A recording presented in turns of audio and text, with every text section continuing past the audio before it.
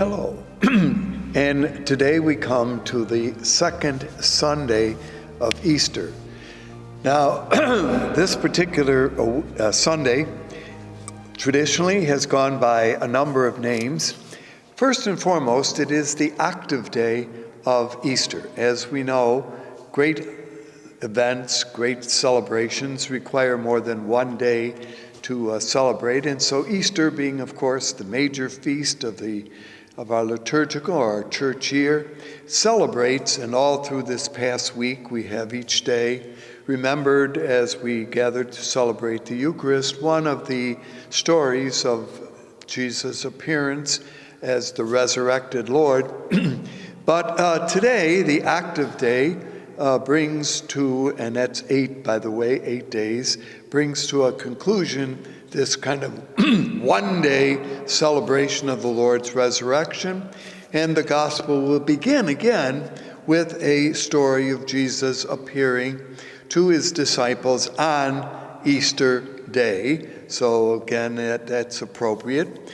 This was also known in earlier times as White Sunday.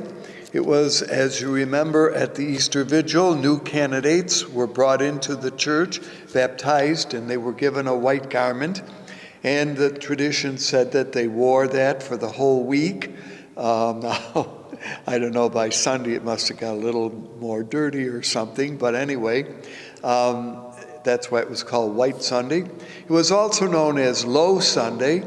The reason being there was a great attendance on the Easter Sunday morning day, but today the number of folks celebrating is fewer. You have to smile a little bit and look around, see to what degree that is true. Pope St. John Paul II decided that this Sunday would be called, or should be called, the Sunday of Divine Mercy. And so there is a tradition now that is developed relatively recently of remembering Jesus under the title of the Mercy of God, which of course is simply sort of an expansion of something that earlier on in Christian Catholic tradition had to do with the Sacred Heart of Jesus, but this was John Paul II's kind of way of expanding on that. And in the Orthodox Church, in the Eastern Church, this is known as Holy Women's Sunday, because in a special way it remembered, number one, that when Jesus had died on the cross, there were the women who stood faithful.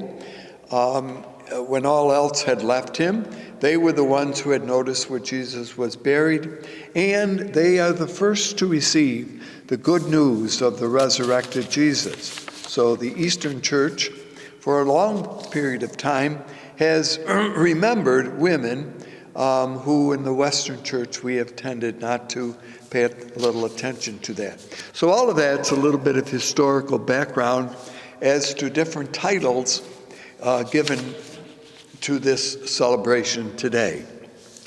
The readings for this week, the first come from the book of Acts of the Apostles, chapter 4, verses 32 through 35. From the letter of John, chapter 5, verses 1 through 6, and from the Gospel of John, chapter 20, verses 19 through 31. Let's take a moment to look at the first reading, which comes from Acts. We have noticed in the past that throughout the Easter season, the first reading, which traditionally was given to an Old Testament reading, usually to one of the prophets or writings of the Hebrew Bible, during the Easter season is handed over to sections from the book of the Acts of the Apostles. You will remember that the Acts of the Apostles is considered to be a work attributed to the gospel writer, the third gospel writer, Luke, and is a companion piece to his gospel. It describes events that take place in the early days of the Christian experience. So we will look a little bit at what the given reading for this weekend is. In fact, as the Acts of the Apostles begins, the first 8 chapters picture what goes on in the city of Jerusalem. In fact, from the viewpoint of the writer, the origin of the Christian experience develops in Jerusalem, and that is its center. It begins, and of course that will bring us to the end of the Easter season, with the story of the disciples gathered in an upper room awaiting the coming of the Spirit. In chapter 2, the Spirit comes. Of course, that's the Pentecost story, after which Peter gives a talk to the assembly who come to kind of find out what's happening, and makes an amazing gathering of those who accept baptism and become part of the Christian experience. All right, now let's follow this just a little bit further to lead to this section today, which comes from chapter 4. What happens in chapter 3? In chapter 3, it's pictured that Peter and John are kind of leading a community of believers in Jesus who reside in Jerusalem. And one day, as they are going to the temple to pray, and it's important to notice, Luke kind of reminds us of this, that as Christians accepted the risen Jesus, they did not set aside the practice that they had grown accustomed with as members of the Jewish community.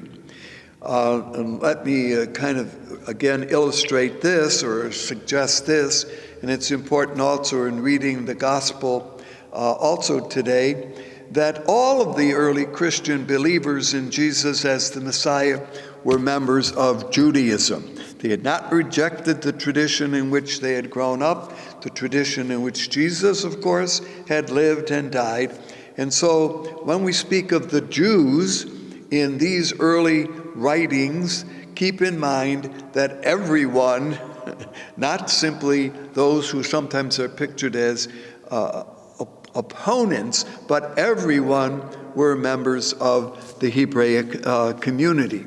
As Peter and John are entering into the temple area, they are greeted by a man on the side of the road who is begging. Peter says to them, well, gold and silver we don't have, but what we do have, I say, arise and walk. And Peter, and of course John who was with him, are pictured as bringing a miracle or a healing to this man, who does just that, and we presume kind of follows Jesus, Peter and John into the temple area, although the people are kind of amazed by this. This chapter ends with as chapter 2 had ended with, and I mention this because there's a kind of parallelism here between the end of chapter 2 and chapter 4 section that we hear now, that the community lives with a very, very traditional Jewish understanding of God, how to share God's gifts and how to live together as a community. Now, that leads us to the section that we hear today. In Acts, Luke presents an ideal characteristic of the of the community of believers. One needs to keep in mind that basically Luke is here interested more in a theological understanding of what's going on with this early community of believers rather than a historical reality. And sometimes the opposite has been the way in which this has been interpreted, and although that may be wonderful to do, probably does not reveal the reality of what happened as the early Christian community in Jerusalem was developing. The Israeli tradition had practiced a covenant of loyalty, namely that fellow Jews, fellow Israelites who were in need should help one another. In fact, the writings say, "There shall be no poor among you." So the idea of helping fellow Israelites who were suffering, perhaps often from lack of home or food, was to be taken care of by fellow Jews. So the idea of what Christians do here in Jerusalem is really not new, but is rather a continuation of something which they had learned. In fact, temple authorities were asked to spend funds when it was needed on those who were in need. Each one, so the saying went, according to his means. So that there's where there would be a little challenge. In fact, Peter and John would be brought before the authorities because they had been healing in the name of Jesus, and they would defend their position by saying they were simply doing what every good Hebrew sister or brother was to do for those who were in need. So this picture of, and this is what we will hear in chapter 4, as I say, paralleled by a concluding verse in chapter 2 of Acts, that they shared with those in need from their goods any who they could help. In fact, says that they sold their property and put it at the feet of the apostles. So the apostles are pictured as those who are asked to distribute accordingly when that need arises.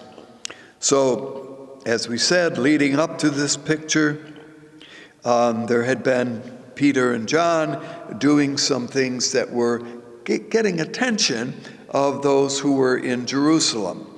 Interesting as it is that the community in Jerusalem is beginning to share the message, but also beginning to cause disturbance with those in leadership position. As Acts unfolds in these opening chapters, the leadership is as concerned about Peter, John, and the apostles as it had been about Jesus and his teaching. Now, this ideal picture, and although we won't hear much of this, chapter 5, which immediately follows the lines that we hear this weekend, pictures that there is a man who owns property named Barnabas, who sells his property and takes the whole of the money that he makes from selling his property and gives it to, again, the apostles to share. So he becomes the model of what this particular understanding is asking us to look at. However, this is followed by the story of a husband and wife, Ania and Sapphira, who have property, sell it, but then keep part of it to themselves and go to the apostles and say, here, we have what we have sold, we give to you to be used for the poor. Now, they have not told the whole truth, and in fact, it's a kind of interesting little response.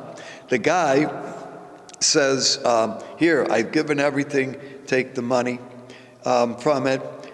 They say to him, you are lying, and he is struck dead. Now, just to make the point, a few minutes later, his wife comes. She doesn't know what had happened. She says the same thing, that they have taken all the money and given it to the poor, and she is struck dead. So the idea that you have this perfect community where everybody it does everything for all those in need is indeed idealized. And perhaps it's important always, and maybe that's why this reading is offered for our consideration once again this time, to keep in mind that charity should not have tags kind of behind it. If we're going to be honest, then be honest. If we're not, well, be careful. I'm not sure that Luke had that in mind, but certainly that's a story you won't hear in church. But if you finish or follow as Acts unfolds, because next time we will skip over that to another time. All right, so that's a little bit the background for the story of Acts this time. The gospel now brings us to Easter Sunday again, this time Easter evening. We are looking at the tradition according to John.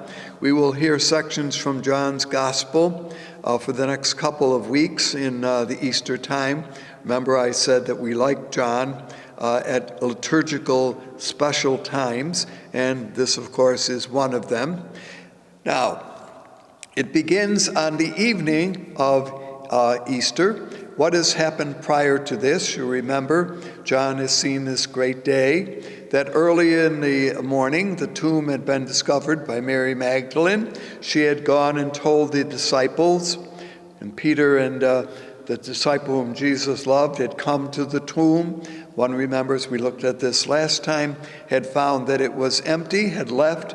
Mary is still there in the garden, is greeted by Jesus, recognizes him, and the words that Jesus says to her, "Do not hold on to me." Now, we talked about this, I think, in our last discussion.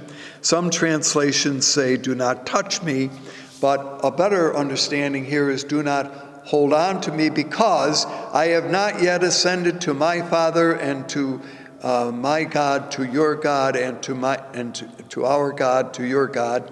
And with that, had come to a conclusion. Now it is evening. Now, we find the disciples behind locked doors. That's how it begins. I do have to smile a little bit. And why were they behind locked doors? For fear of the Jews. And this goes back to the point that I made a few moments ago.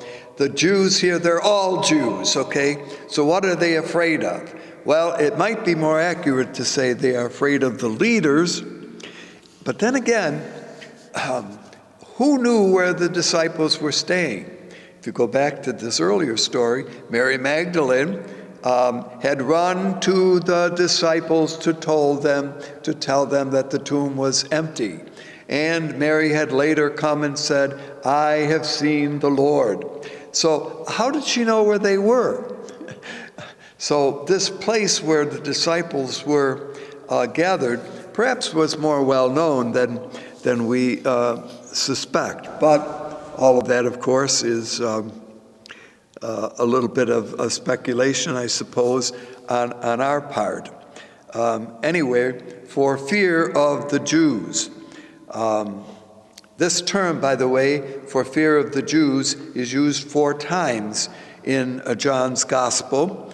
It had been used back in chapter 7, chapter 9, and chapter 19. You can kind of check some of these out. But one of them, for example, chapter 19, where Jesus, chapter 9, where Jesus had cured a blind man, and the authorities did not like what he had done. They called in the blind man's parents and said, "Look, is this the guy?" They said, "Well, yes, this is our son." "Well, how is it that he has sight?" They say, "Well, we don't know. He's old enough. Ask him yourself." And why? And here's the phrase, for fear of the Jews, they said this. So the idea of fear of the Jews has a technical understanding in the Johannine tradition. Namely, it refers to the leadership who were opposed to Jesus. So it's not that they were afraid of the Jewish community in general, they're all Jews, but rather a very specific grouping of Hebrews who were men, we presume all men, in positions of power. So again, I'm sure that's obvious, but sometimes we have to restate that because this gospel has sometimes been used, unfortunately, for making the radical distinction between Jews and Christians, which is not really the intention. We have mentioned earlier on in this gospel the importance of remembering that in this gospel it is basically aimed at fellow Hebrews who have accepted Jesus as the Messiah. We'll come to this as we conclude today, because the conclusion of this chapter really also is interested in making that point. Jesus appears now, and so many have pointed this out. The doors were locked and Jesus is inside. Well, does he walk through doors? I leave that to your imagination. All we know is that there he is. The disciples are, and Jesus says, "Peace be with you." And they are, of course, amazed that here he is. And Jesus again says, "Peace be with you. Whose sins you forgive are forgiven, whose sins you retain are retained." And in fact, the kind of quick understanding of this is that they are commissioned to be, as they have been, disciples of Jesus. But up to this point in John's gospel, the disciples have not been sent out. Unlike the synoptic tradition where Jesus sends the apostles out to kind of help in sharing the gospel message, in John's gospel, they are simply the disciples who gather around Jesus, who learn of Jesus, watching what he has done, and now they will be commissioned to bring the good news to others. So you get Jesus, if you want, commissioning them to be messengers of the gospel. Now, that's on Easter Sunday, or the Sunday of the resurrection. It continues that one of the disciples, namely one of the 12, and it's interesting that the gospel writer still uses the term 12, although certainly we have known what had happened to Judas, but the term 12 has very technical meaning in the early church. It is the completion, the wholeness, and the Johannine tradition, which is very familiar with Jewish understanding. 12 tribes, 12 is always important. One of the 12, Thomas, was not there.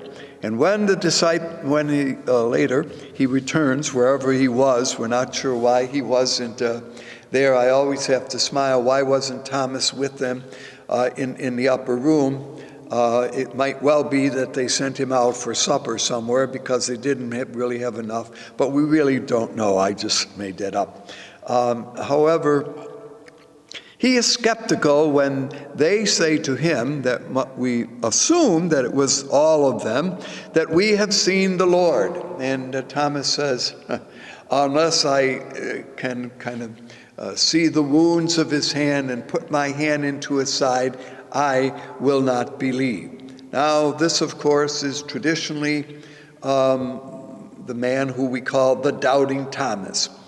Well, perhaps doubt might be a good word.